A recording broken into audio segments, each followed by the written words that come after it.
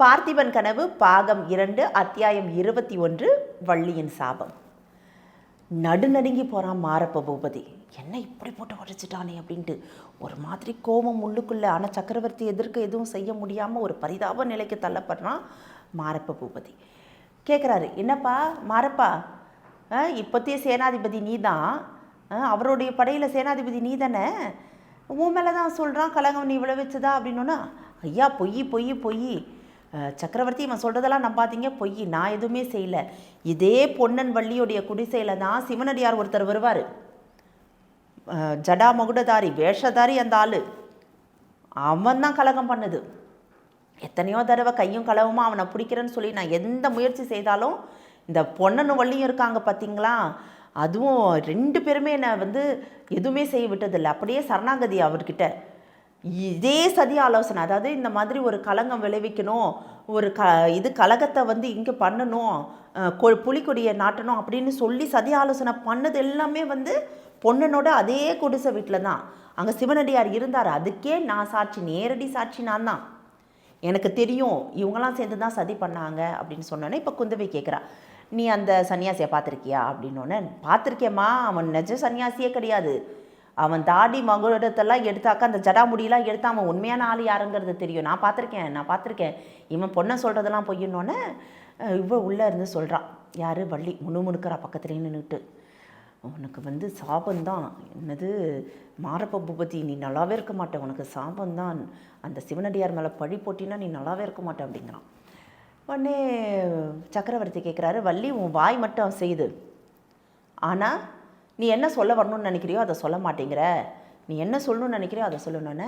ஐயா சிவனடியார் மேலே தவறான விஷயத்தை இவர் கற்பிக்கிறாரு, அப்படியெல்லாம் ஒன்றுமே கிடையாது, சிவனடியார் யோசிக்க தான் சொன்னார், இது தேவைதானா, இதை செய்யலாமா, இவனை நம்பலாமா அப்படிங்கிறத தீர விசாரிக்க சொன்னது, யோசிக்க சொன்னது எல்லாம் சிவனடியார் தான். அந்த மாதிரி ஒரு நல்ல மனுஷன் மேலே பழி போட்டால் இவன் நல்லாவே இருக்க மாட்டான், நாசமாக போயிடுவான் அப்படின்னு சொல்லிட்டு இப்போ வெளிப்படையாக பேசுகிறான்.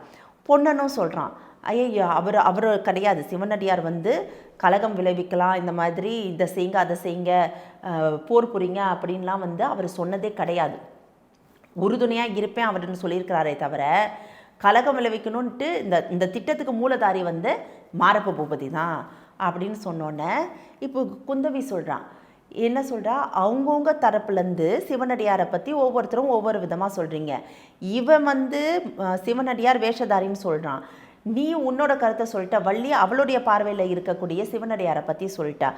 குந்தவி உடனே சொல்கிறா, சிவனடியார் மேலே வள்ளிக்கு பக்தியா, இல்லை அவர் மாய வித்தை பண்ணி வள்ளியும் மாற்றிட்டாரா, வள்ளியும் பொன்னனையும் தெரியலை அப்படின்னோடனே, ஓ அப்படி கூட இருக்குமோ குந்தவி அப்படின்னு சொல்லிட்டு சக்கரவர்த்தி சொல்கிறாரு, இருக்கலாம், அவளுடைய மாய வித்தையில் வள்ளி மதிமயங்கி போயிட்டா போல இருக்குது, அதனால் சிவனடியார் மேலே இவ்வளோ பற்றுதலோடு இருக்கிறா, அவர் மேலே தீராப்பற்றோட ஒரு என்ன சொல்கிறது, ஒரு விதமான அவர் மேலே பெரிய நம்பிக்கை பிடிப்போடு இருக்கிறதுனால தான் வள்ளி இவ்வளோ காட்டமாக பேசுகிறா அப்படின்னு சொன்னோன்னே சொல்லிவிட்டு மாரப்ப பூபதியை பார்த்து சொல்கிறாரு, இந்த மாதிரி விஷயங்கள் நீங்கள் செஞ்சிட்ருக்காத, அந்த சோழ நாட்டுக்கு தான் நீ சேனாதிபதி, இப்போதைக்கு நீ சேனாதிபதி கிடையாது, நீ சேனாதிபதி ஆகணும்னா அதுக்கான திறமையை நீ நிரூபிக்கணும், நீ என்னைக்கு நிரூபிக்கிறியோ அன்றைக்கி நீ சேனாதிபதியாக இருக்கலாம், இப்போதைக்கு உனக்கு நீ சேனாதிபதியும் கிடையாது, உனக்கு அந்த பதவி பட்டம் எதுவுமே கிடையாது, புரியுதா, சரியாக நடந்துக்குமாரப்பா, இதே மாதிரியான விஷயம் மறுபடியும் என் காதுக்கு வந்ததுன்னா நான் எடுக்கக்கூடிய நடவடிக்கைகள் வேறு விதமாக இருக்கும் அப்படின்னு சொன்னோன்னே, நீ கிளம்பு அப்படின்னு சொல்லிடுறாரு. நடுநடுங்கி போயிடுறான் மாரப்ப பூபதி, என்ன செய்யறதுனே தெரியல, போயிடறான். அவன் போகும்போது உள்ள சேவகர் ஒருத்தர் ஒரு ஓலையை கொடுத்துட்டு போயிடுறாரு. இப்போ இப்போ ஓலையை வாங்கி பக்கத்திலே வச்சுக்கிட்டு சக்கரவர்த்தி சொல்கிறாரு, அந்த சிவனடியார் மேலே உனக்கு அப்படி தான் என்ன தான் பற்றுமா அப்படின்னோடனே அவர் உண்மையை சொல்கிறாரு, நல்லதை தான் சொல்கிறாரு, அவர் மேலே யாருமே எந்த கலங்கமும் விளைவிக்கிறத நான் பொறுத்துக்க மாட்டேன் அப்படின்னோடனே, நல்லா சிவனடியார் உன்னை மயக்கி வச்சிருக்கிறார் போல் அவருடைய வார்த்தைகளாலன்னொன்னே அப்படியே ஒரு மாதிரி இப்போ சந்தோஷமாக சக்கரவர்த்தி சொன்னோன்னு ஒரு மாதிரி நாணல் கோணலாம் நெளிஞ்சு வழி நிற்கும் போது, சரி நீங்கள் கிளம்புங்க, ஆனால் திருப்பி எது தேவைனாலும் விசாரிக்கிறதுக்கு நான் கூப்பிடுவேன், பொண்ணா நான் சொன்னது அன்றைக்கி ஞாபகம் இருக்குல்ல, குந்தவையை பத்திரமா கூப்பிட்டு போயிட்டு அழைச்சிக்கிட்டு போயிட்டு மறுபடியும் அழைச்சிட்டு விடுறது உன்னுடைய பொறுப்பு, பல்லக்கிலேருந்து குந்தவி இறங்கணுன்னு தோணித்துறையிலேருந்து அந்த பக்கமாக அழைச்சிட்டு போயிட்டு நீ மறுபடியும் பல்லக்கிலே விட வேண்டியது உன்னோட பொறுப்பு, நீ அதை பார்த்துக்கணும் அப்படின்னு சொன்னேன்னு சரிங்க ஐயா அப்படின்னு சொல்லிட்டு கிளம்புறாங்க. வரும்போது தான் பொண்ணுன்னு வள்ளியும் யோசிக்கிறாங்க, அவ்வளோ பேசிக்கிட்டு வந்தோமே, இதை செஞ்சிடணும் அதை செஞ்சிடணும்னு யோசிச்சுட்டு வந்தோமே, அவரை பார்த்தோன்னு நம்மளுக்கு என்ன ஆச்சு, அந்த தேஜஸ் பொருந்தி அந்த முகத்தை பார்த்தோன்னு எல்லாமே மறந்து போயிடுச்சு.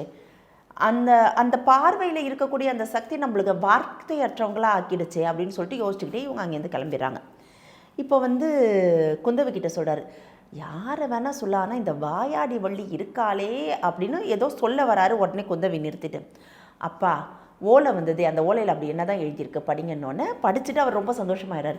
என்னுடைய தோழன் பரஞ்சோதி அடிகளார் வராரு, அவரை வரவேற்க போகலாமாம்மா அப்படின்னோடனே, அப்பா நீங்களும் சந்தோஷப்பட்டதை பார்த்தோன்னே நான் அப்பர் அடிகளாக தான் வராரோ அப்படின்னு நினச்சிட்டேன், நான் கூட அவரை தப்பாக பேசிட்டேன் இல்லைப்பா, அதனால் அவரை பார்த்து மன்னிப்பு கேட்கலான்னு நான் நினச்சேன் அப்படின்னோடனே, அம்மா உன்ன மாதிரி குழந்தைங்க தப்பாக நினச்சதுனால தான் அவர் தப்பானவராக ஆகிட போகிறது இல்லை, அவர் வரலை, என்னுடைய நண்பன் சிநேகிதன், என்னுடைய உயிரை காப்பவன், எப்போவுமே என் கூட இருந்து காக்கக்கூடிய என்னுடைய சேனாதிபதி பரஞ்சோதி தான் வராங்க, நான் அவனுடைய மனைவியோடு வராங்க, நான் அவங்கள வரவேற்க போகிறேன், நீ வரியா என் கூட அப்படின்னோடனே, நிச்சயம் வரேன்ப்பா அவரோட வரவேற்கிறதுக்கு.